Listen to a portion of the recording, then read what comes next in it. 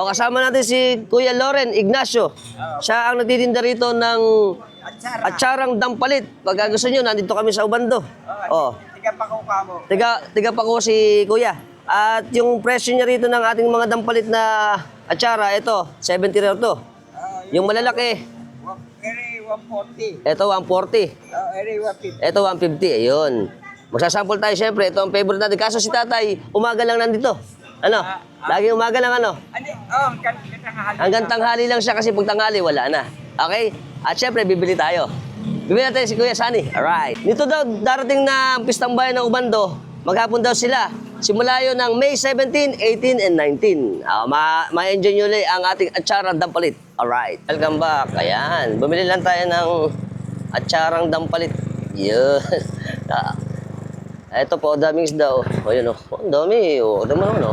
Wow. Fresh na fresh ang ating mga isda dito sa Ubando.